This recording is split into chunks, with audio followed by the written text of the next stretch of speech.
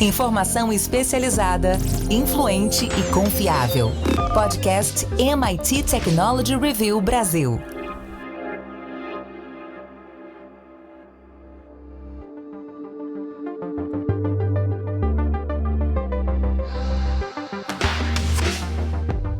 Olá, sou André Miceli e esse é mais um podcast da MIT Technology Review Brasil. Hoje eu, Rafael Coimbra e Carlos Aros vamos falar sobre os robôs. Para que algum dia nós vamos confiar neles. A maioria dos robôs ainda precisa de operadores humanos remotos para funcionarem corretamente.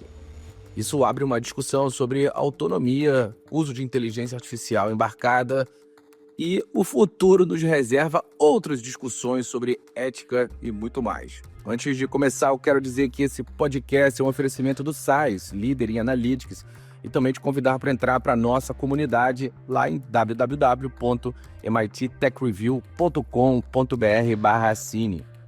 Rafael Coimbra, nos últimos anos nós temos visto avanços em robôs humanoides e com aquela promessa de realizar tarefas generalistas, prometendo uma adaptabilidade a cenários diferentes, concorrentes diferentes também, um mercado ainda naturalmente nada consolidado, muita especulação acontecendo. Agora a Figure AI está criando ali robôs que são voltados para logística, para manufatura, áreas que demandam mais precisão e flexibilidade. Não é onde normalmente a gente vê as provas de conceito dos robôs. No geral, a gente começa a ver essas provas de conceito em tarefas um pouco mais rudimentares. Mas uma pergunta pode se aplicar a todos esses contextos. Como nós vamos garantir que eles sejam eficazes em diferentes tarefas sem depender dos humanos constantemente, Rafa? Vai levar tempo, André. Eu acho que a gente está num momento de hype, todo mundo falando de robô, sobretudo esses robôs humanoides. A parte de engenharia, dos braços robóticos, das funções, do entendimento, da automação, isso realmente avançou muito. A gente teve, nos últimos 2 anos, um avanço muito grande da inteligência artificial, então isso também contribui para que haja essa expectativa, muita gente querendo embarcar inteligência artificial nesses robôs, mas fato é que até agora eles não conseguem entregar o que eles prometem. Prometem muito mais do que entregam. É natural que exista essa expectativa, eu acho que isso vai acontecer, só que vai levar um pouco mais de tempo. Né? Para dar uma ideia do que aconteceu agora, a gente teve na primeira semana do ano a CES, lá em Las Vegas, que é a maior feira de eletrônicos do mundo, ela geralmente dita algumas tendências, e eu acompanhei a apresentação do Jensen Huang, o CEO da NVIDIA, que é a maior empresa hoje fabricante de chips de inteligência artificial do mundo. E aí teve num momento lá, do meio para o fim, que ele abriu um bloco na apresentação dele falando sobre inteligência artificial espacial. E aí o primeiro slide tinha um robô humanoide. E qual é a proposta dele? Ele lançou um modelo, como a gente fala muito, né, do GPT, do Gemini, ele está lançando um modelo chamado Cosmos, que nada mais é do que seria um GPT, só que do mundo físico, do mundo tridimensional. Então eles treinaram esse modelo com objetos, com humanos, com o 3D que cerca aquele robô, justamente para que ele consiga ter uma habilidade de agir de acordo com as mudanças do que está acontecendo ali. É muito mais fácil, não estou dizendo que é fácil, né, mas é muito mais fácil você trabalhar com alguma máquina que está num ambiente 2D, dentro de um computador, algo realmente bem controlado, e a outra coisa é você lançar um robô desses num ambiente hostil, né? Começou a chover, apareceu uma criança na frente, caiu uma roda, o que ele faz? Esses desafios é que eu acho que ainda esses robôs vão ter que fazer ainda muito treinamento. Isso está começando agora, mas a gente vai levar ainda um tempo. Até que isso aconteça, aí sim, o que observamos em alguns outros projetos é uma espécie de um robô telecomandado. Então você tem as tarefas ali, as habilidades que aquele robô consegue fazer, mas lá atrás tem um humano supervisionando esse robô. Ele pode determinar comportamentos, né, ações que o robô faz, porque ele está comandando. Muitas vezes as pessoas são enganadas, elas acham que o robô é que está falando, que está agindo de uma determinada maneira, elas não sabem que lá atrás existe alguém controlando esse robô. E, obviamente, isso é muito mais fácil de ser feito, e há quem diga que essa primeira camada de, por exemplo, tomar um emprego de alguém, ou a gente poderá ter essa combinação de um robô executando uma tarefa braçal, dobrando uma roupa, produzindo um parafuso, comandado por alguém à distância. A questão é, se esse alguém à distância eventualmente vai acabar vindo de um país onde as condições de trabalho não são as melhores do mundo, onde os salários são mais baixos. A gente viu isso, por exemplo, acontecendo no campo do telemarketing. Muitas empresas norte-americanas contratavam, por exemplo, indianos que falavam inglês para operar à distância centrais de atendimento ao consumidor. Talvez a gente comece a ver algo parecido com robôs sendo operados remotamente por pessoas de outros países ganhando mal. É uma questão a ser vista e discutida num futuro próximo. Bom, tem uma questão, Carlos Aros, que me faz pensar nesse roadmap de desenvolvimento. E aí, apesar dos avanços, a implementação, o desenvolvimento de robôs generalistas ainda tem um desafio bastante grande no que diz respeito à aceitação social e à confiança. A gente tem ali no inconsciente coletivo o Exterminador do Futuro, os robôs de Star Wars, enfim, muita coisa que faz com que esse tipo de iniciativa seja associada a uma evolução que pode se tornar perigosa, a revolução das máquinas e por aí vai. A gente viu acontecer, por exemplo, com o robô da Boston Dynamics em Nova York, que iria ali fazer uma espécie de vigilância em algumas áreas públicas, e a população foi terminantemente contra, o projeto foi abortado, enfim. É um exemplo em Nova York, uma cidade que, em tese, está aberta para tudo e para todos, reagindo. Você imagina isso acontecendo em cidades que sejam ali um pouco mais conservadoras, no sentido de manter a sua vida do jeito que é. Então, muitas pessoas se questionam se essas máquinas podem operar de forma segura e autônoma nesses ambientes cotidianos. Como você acha, Aros, que a indústria deve operar para conseguir conquistar a confiança do público na convivência com esses robôs humanoides? O primeiro passo está na construção do discurso, sabe, André? Tem uma ideia de que, como o Rafa colocou, de alguma maneira, esses robôs vão substituir os seres humanos em uma série de funções, e eles vão. Mas a construção deve ser a da perspectiva de que vai haver uma sobreposição, vai haver um trabalho conjunto para muitas dessas atividades. Então, os humanos, de alguma maneira, são receosos que eles venham a substituir as pessoas, tornar as pessoas obsoletas. Não só pela substituição em si, mas sobre a ideia de que essas pessoas vão perder empregos, a perda do emprego pode levar a piora considerável da condição de vida, pode aumentar as desigualdades, ou seja, um sem número de questões que surgem a partir da chegada da tecnologia em alguns contextos, né? Então, essa é a primeira preocupação que pode fazer com que, de alguma maneira, exista uma discussão importante, um receio coletivo pela utilização dos robôs. Do outro lado, existe a percepção, e isso é compartilhado por algumas pessoas quando a gente vê as divulgações, e é sempre importante, eu acho curioso e interessante, observar os comentários das pessoas para algumas dessas novidades, aqueles que são leigos, né, que não têm um olhar técnico para uma avaliação sobre esses lançamentos e o entendimento de um contexto maior. A pessoa que está vendo ali a aplicação na vida dela. E aí boa parte das pessoas encontra aspectos em que ainda faltam pontos para serem melhorados. Não é uma experiência completa, é uma semi-experiência. E aí o camarada olha e diz assim, bom, eu faço isso melhor do que o robô. Eu posso fazer isso muito melhor do que o robô. Não preciso de um robô para isso. Só que esse aspecto ele já vem sendo melhorado. Já existe, e a gente tem observado isso, algumas alternativas e até lançamentos que vêm sendo feitos, e a própria CES agora mostrou algumas novidades do ponto de vista de atividades domésticas, por exemplo, bem interessantes para alguns desses desses robôs. E uma aposta grande de que a associação de recursos para esses humanoides vai melhorar de maneira bem importante o contexto do que vem sendo apresentado até agora. E aí tem o terceiro ponto, André. É um elemento estranho dentro de casa.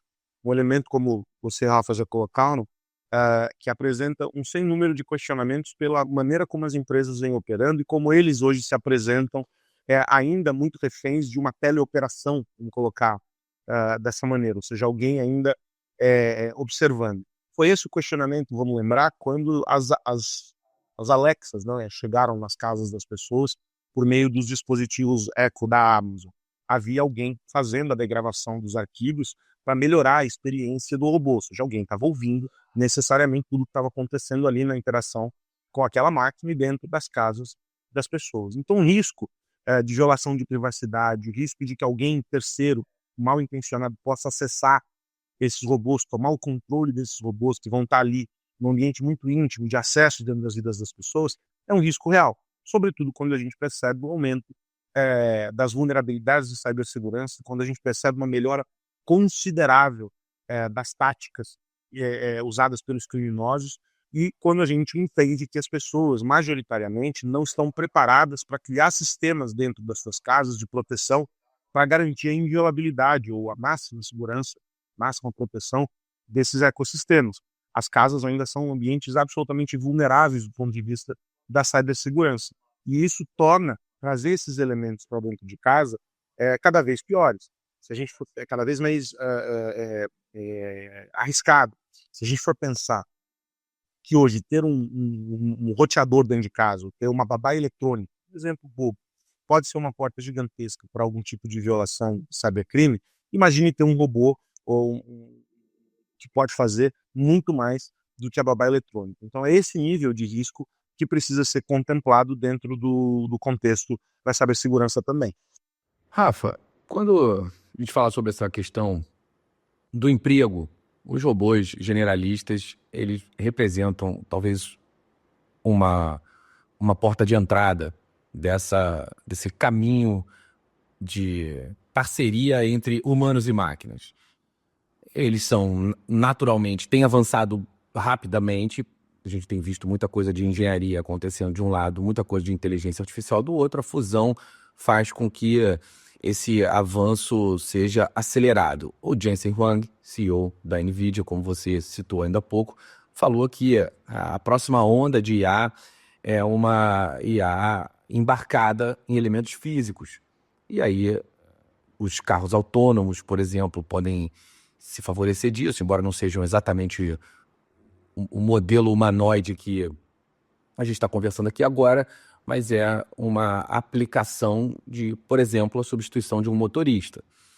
O impacto desses robôs, esse impacto vai muito além da tecnologia e ele afeta o mercado de trabalho, as questões de economia, enfim, setores diversos vão ser impactados. E essa discussão que o Aros trouxe, ela precisa ser explorada. A gente vai ter que buscar algum tipo de equilíbrio entre a eficiência e a preservação de empregos humanos, pelo menos durante algum período. A humanidade vai ter que entender como vai acomodar essa nova ferramenta no dia a dia. A introdução desses robôs, Rafa, ela deve ser regulamentada para proteger trabalhadores humanos ou isso freia a inovação? Como você vê isso funcionando na prática? É claro que você está falando aqui ainda de ambientes bastante especulativos, mas o que a gente viu acontecer na indústria de tecnologia e o seu desdobramento para o mercado dá para a gente criar ali algumas teses sobre essas rotas. Como você vê isso acontecendo? Eu acho, André, que tem vou chamar um preconceito gerado justamente pelos robôs estarem sendo feitos em formas de humanos. Façam uma reflexão comigo, vocês que estão nos ouvindo. Será que a discussão seria a mesma se fosse apenas uma máquina que não tivesse uma característica humana, que fosse um braço robótico com cara de indústria pesada? Essa discussão, vamos supor, uma máquina completamente diferente de um humano, substituindo um trabalhador. É uma discussão. A outra é um robô com cara de humano, com aquele rosto digital, simbolizando humano, com voz, tirando o emprego de um humano. Para você que está nos ouvindo, faria diferença?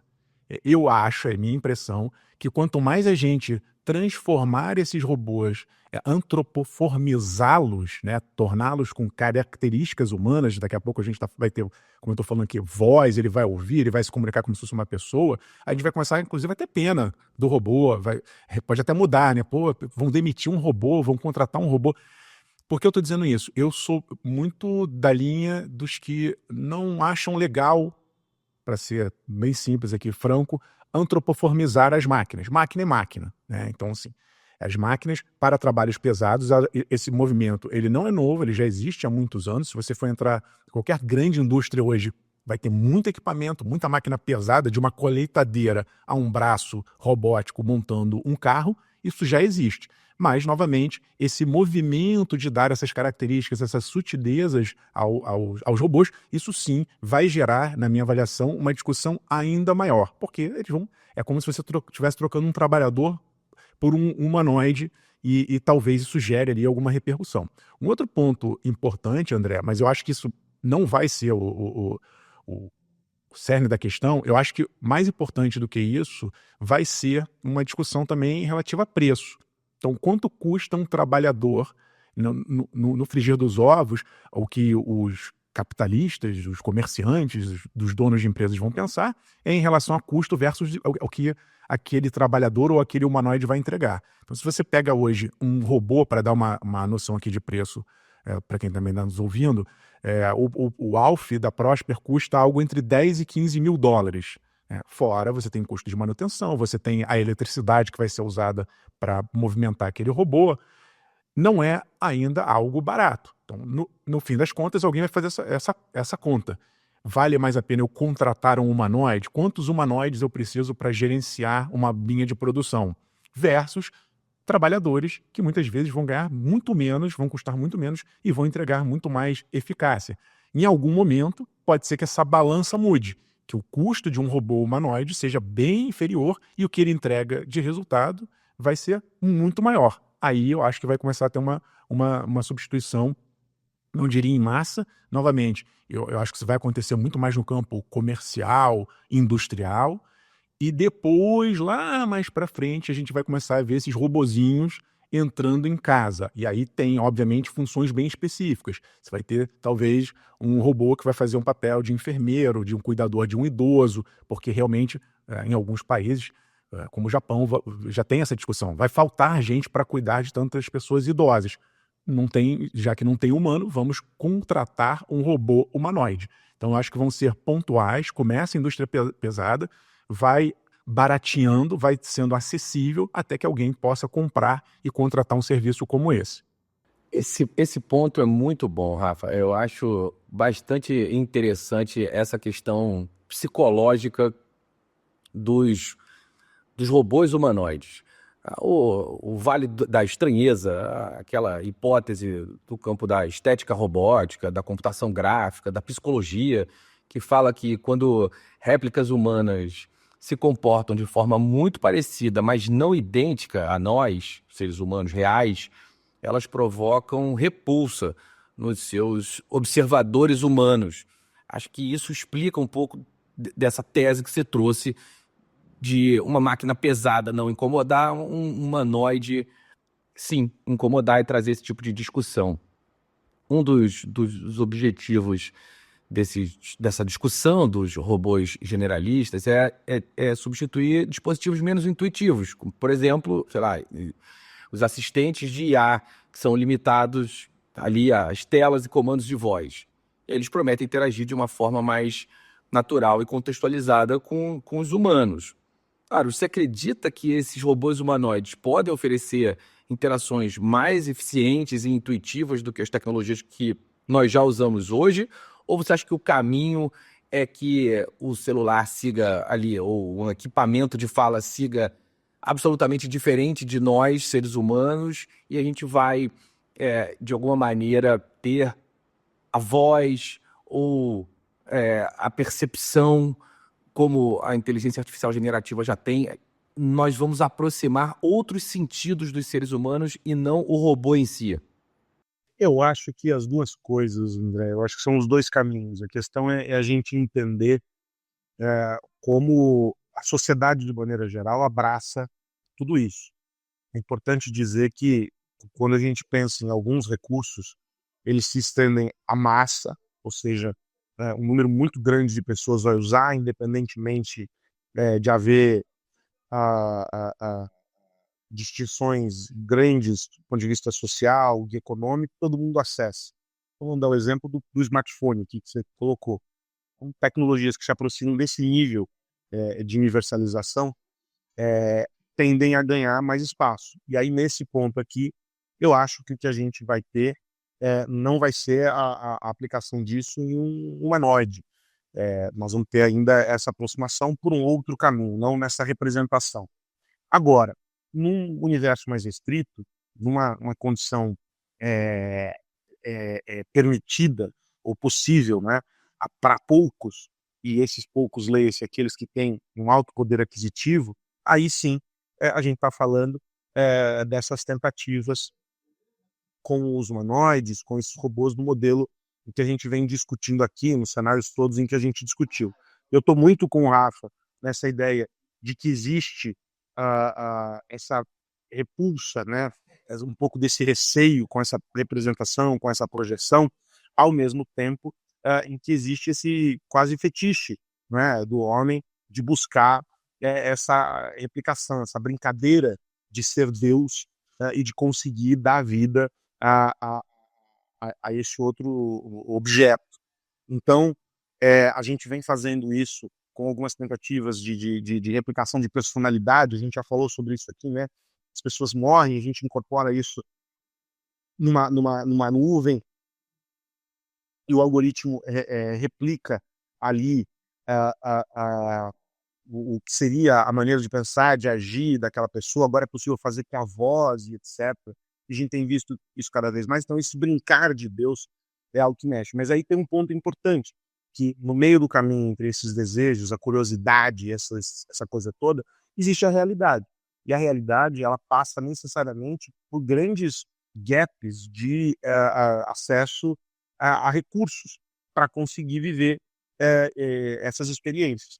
Então, as tecnologias que eliminam essa fricção do ponto de vista econômico são aquelas que conseguem abranger todo mundo. O smartphone, queira ou não queira, foi esse universo, foi esse recurso tecnológico, altamente tecnológico, que acessa todo mundo e que as pessoas, até mesmo aquelas com uma renda baixíssima, conseguem ter. Óbvio que não o produto premium, top de linha e etc., mas conseguem ter com os recursos que dão conta de uma experiência interessante do ponto de vista tecnológico. Para mim, o grande gap será esse. E aí, isso associado à maneira como a indústria vai apresentar isso para as pessoas. Hoje, né, se a gente fosse olhar a fotografia de 2025, hoje, nesta meiuca de janeiro de 2025, eu diria que os humanoides não passam de um grande fetiche.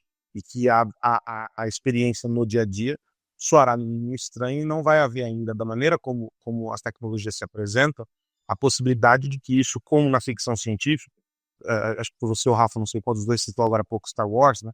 É uma relação tão clara, como se você estivesse interagindo com outro indivíduo ali. Isso não vai acontecer ainda, isso não acontece ainda. Melhorou muito? Melhorou muito. Né? Você faz uma pergunta para o chat GPT e ele te deseja boa sorte ao final, dizendo ali que é boa sorte com os seus planos. Mas não é algo tão natural quanto poderia ser. E aí, e esse ainda é um ponto para hoje que torna essa experiência ruim e faz com que as pessoas se lembrem naturalmente de que ali ainda é uma máquina e por isso causa um mínimo de estranheza. Uma máquina é um fantoche, é uma máquina tentando replicar um ser humano. Bom, é isso. Tá na hora de virar a chave. E aí eu pergunto, Rafa, no que você vai ficar de olho essa semana? O que mais você precisa saber?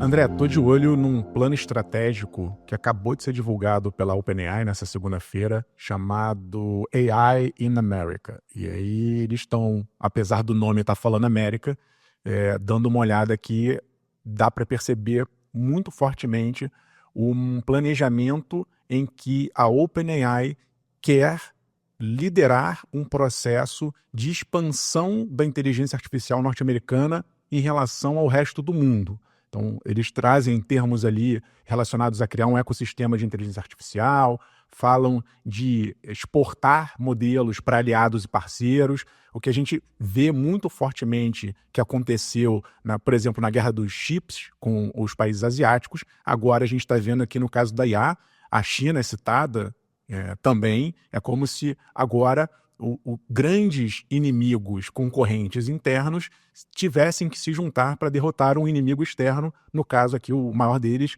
a China. Então, a gente está vendo um comportamento muito parecido com o que aconteceu agora recentemente nas redes sociais, né? A polêmica toda envolvendo o CEO da Meta, o Mark Zuckerberg, que é concorrente do X, do Elon Musk, mas eles estão ali alinhados, pelo menos num determinado ponto, para fazer com que haja uma expansão de conceitos sobre redes sociais, na visão deles, para o resto do mundo. E a gente observa isso agora sendo colocado com muita clareza pela OpenAI. Eles falam, por exemplo, na construção de um consórcio, falam muito de segurança nacional. É realmente um projeto político-econômico em que eles se colocam ali como arautos do que seria o estado da arte da inteligência artificial. E a ideia é que os Estados Unidos, em bloco, né, as empresas norte-americanas, elas se alinhem para que haja uma expansão desse processo e dessas tecnologias para o restante do mundo. É um documento importante, num momento importante da tecnologia, porque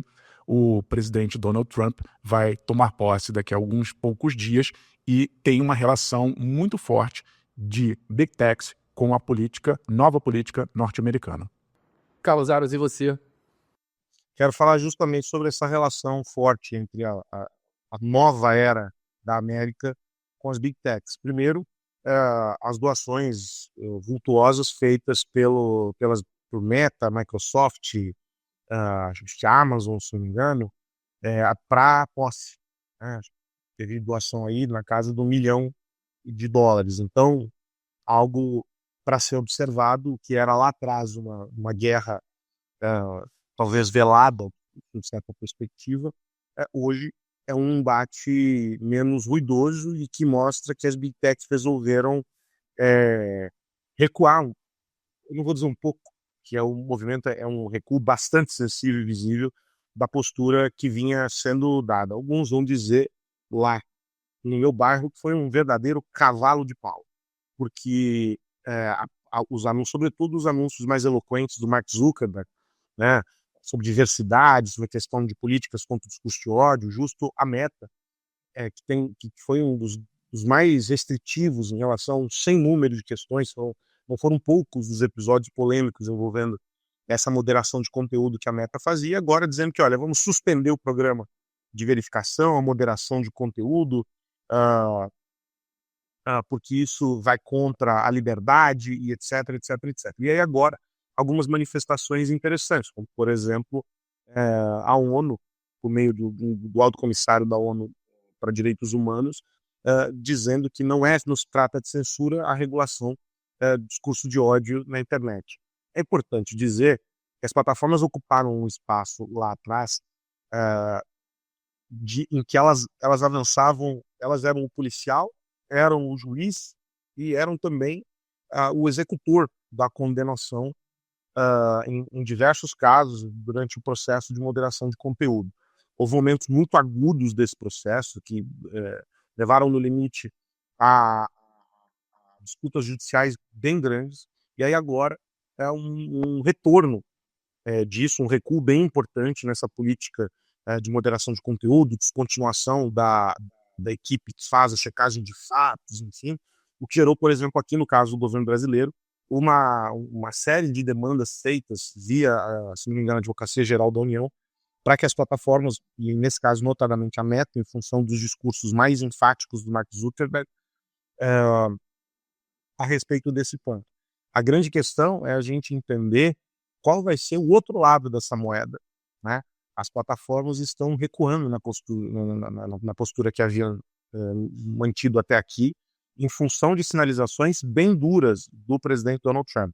É óbvio que nós não estávamos nas salas onde essas conversas muito provavelmente já devem ter acontecido, em que as situações foram desenhadas, mas é importante a gente dizer que não se sabe ainda como o Trump vai reagir e como ele vai adotar, e que postura ele vai adotar em relação ao movimento dessas empresas. Há uma proximidade única dele com o Elon Musk, é importante dizer, um nível bem pessoal. O mesmo não acontece com as outras empresas, né, com os outros executivos. E isso, obviamente, está sendo colocado na conta dessa movimentação que essas empresas fazem. O Trump assume, toma posse, né, no dia 20, e aí, a partir de então, a gente vai conseguir entender de maneira mais clara como ele vai conduzir todos esses processos. Mas é interessante notar as reações do mundo às movimentações das plataformas. Antes havia uma gritaria de um grupo pela postura das plataformas com relação a essas restrições que eram impostas durante o processo de regulação, e agora, do outro lado, um movimento também muito grande contra a suspensão do programa. E aí a gente precisa entender como é que isso vai caminhar. O ponto é que já há preocupação de diversos grupos a respeito da condução de alguns programas dentro das empresas, no que diz respeito à diversidade, um tópico importante quando a gente fala sobre IA, por exemplo, e que foi responsável por um debate gigantesco sobre viés, uma série de outras questões. A gente tem alguns artigos, inclusive, publicados sobre esse tema.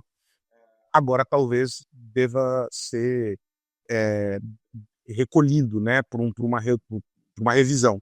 Então, tudo isso pode ter impacto importante no que a gente vai ver anunciado ao longo dos próximos meses. Mas, sem dúvida nenhuma, as empresas seguem aquela filosofia de que farinha pouca, meu pirão primeiro.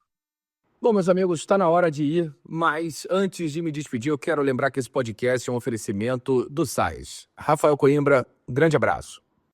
Abraço, André, Aros e a todos que nos ouvem. Só lembrando que o ano está começando e a gente já está com uma primeira edição quase pronta, muito bacana, muito interessante, com várias informações sobre inteligência artificial, dados, os CIOs, os líderes tecnológicos do Brasil, dizendo como eles estão planejando a agenda deles para 2025, o que eles estão de olho.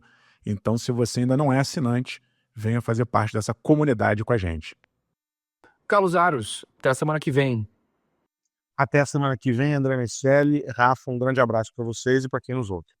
Semana que vem tem mais podcast do MIT Technology Review Brasil e a gente segue falando sobre tecnologia, negócios e sociedade. Um grande abraço para você que nos ouve. Tchau, tchau. Podcast MIT Technology Review Brasil. Apresentado por Tech Institute.